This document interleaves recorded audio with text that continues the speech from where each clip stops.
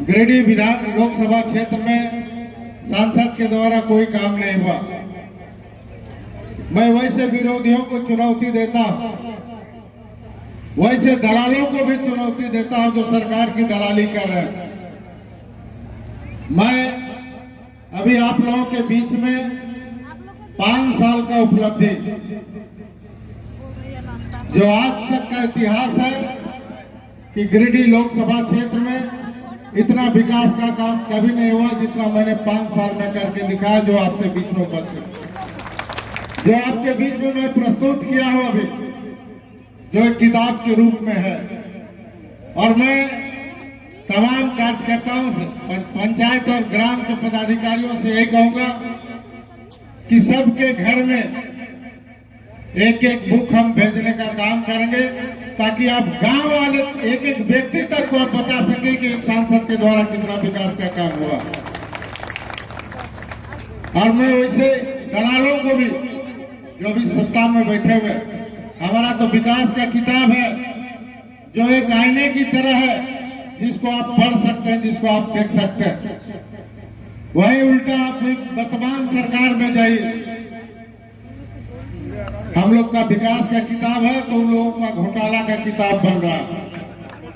उन लोगों का घोटाला का किताब बन रहा।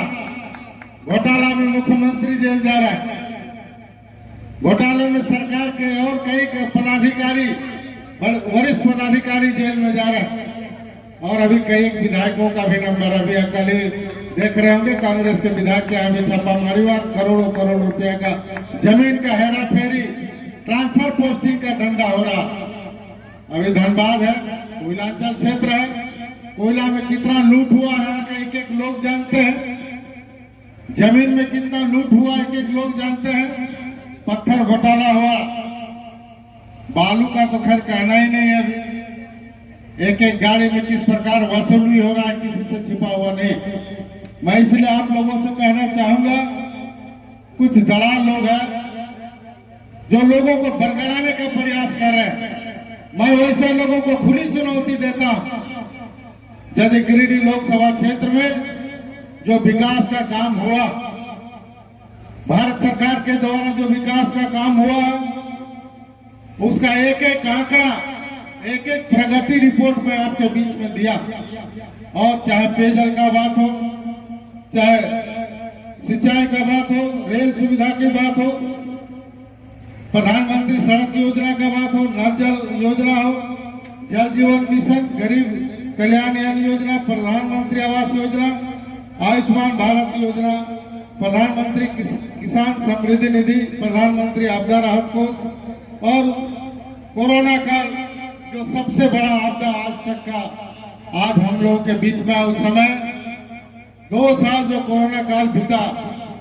और जो भारत सरकार के द्वारा जो यहाँ के लोगों को जो मरने से बचा, यहाँ के लोगों का जान बचा, वह दृढ़ इच्छा शक्ति किसी का था तो आदरणीय प्रधानमंत्री जी का। जो एक एक लोगों को वैक्सीन दिया गया,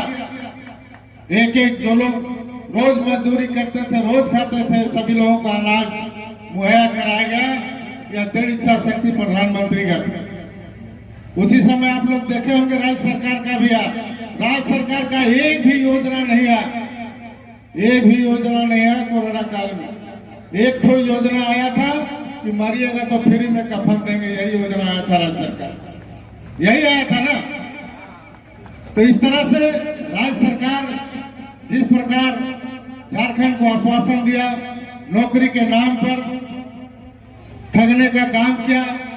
1 लाख लोगों को नौकरी देने का हर वर्ष वादा किया था। अभी तो आप देख ही रहे हैं नौकरी किस प्रकार बिका, एक एक नौकरी 25-25 लाख रुपया में बिका। यही है राज्य सरकार की उपलब्धि। ट्रांसफर पोस्टिंग का खेल जिस प्रकार हुआ है,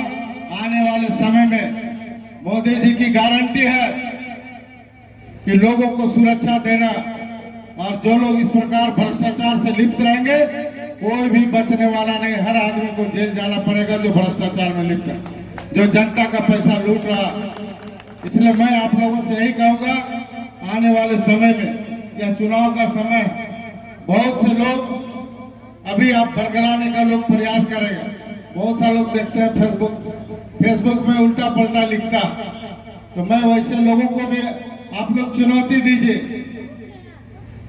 वैसे लोगों को भी चुनौती दीजिए ताकि लोगों को बरगला नहीं सके। और आपके सामने जो विकास का काम है, जो भारत सरकार का योजना, जो आज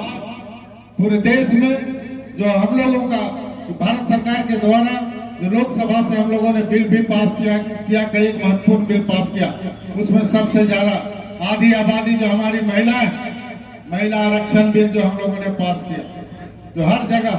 विधानसभा से लेकर लोकसभा से लेकर नौकरी में भी महिलाओं को 33% आरक्षण दिया जाएगा, यह भी हम लोगों ने फैसला लिया। आप लोग भी जान रहे हैं राज्य सरकार किस प्रकार ओबीसी के साथ अन्याय किया। हम लोग ओबीसी के लोग 53% आबादी हम लोगों का है और आरक्षण हम लोगों का समाप्त किया गया। उसको भी मैं सुप्रीम कोर्ट से लड़कर यहाँ पर ओबीसी को आरक्षण देकर ट्रिपल टेस्टिंग कराकर आरक्षण देने का हमने आदेश दिलवा, लेकिन राज्य सरकार यहाँ के लोगों के, यहाँ के पिछड़ों को भी धोखा देने का काम किया और झूठा आश्वासन देकर आज तक साल भर से अधिक होने जा रहा है, लेकिन अभी तक ट्रिपल टेस्टिंग नहीं हुआ और न नगर निकाय का चुनाव हुआ, 2-2 साल हो गया। इस तरह से विकास का सबसे बड़ा बाधक यदि यहाँ पर झारखंड में है तो राज्य सरकार, चुनाव नहीं होने के कारण अरबों रुपया यहाँ के शहरी विकास के नाम पर जो आता था सब रुक गया। आप समझ सकते हैं राज्य सरकार क्या चाहता है और लोगों को झूठ मूठ कर ठगना चाहता। प्रधानमंत्री आवास को भी बाधित करने का काम किया। प्रधानमंत्री आवास जो आज सबसे लोकप्रिय स्कीम आदरणीय मोदी जी का हर घर नल जल का योजना जो मात्र 7% था, उसको हम लोगों ने 63% तक पहुंचाया। 2024 तक हम लोगों को 100% करना था, लेकिन राज्य सरकार की उदासीनता के चलते ठेकेदारी प्रथा और जो गलत लोगों को काम देने के चक्कर में आज भी वह योजना लंबित पड़ा हुआ। इसलिए मैं आप लोगों से यही अपील करूंगा कि विकास विरोधी सरकार और यह लूट की सरकार को उखाड़ फेंकने के लिए झारखंड में जो अभी 14 लोकसभा का चुनाव होने जा रहा है, 14 में 14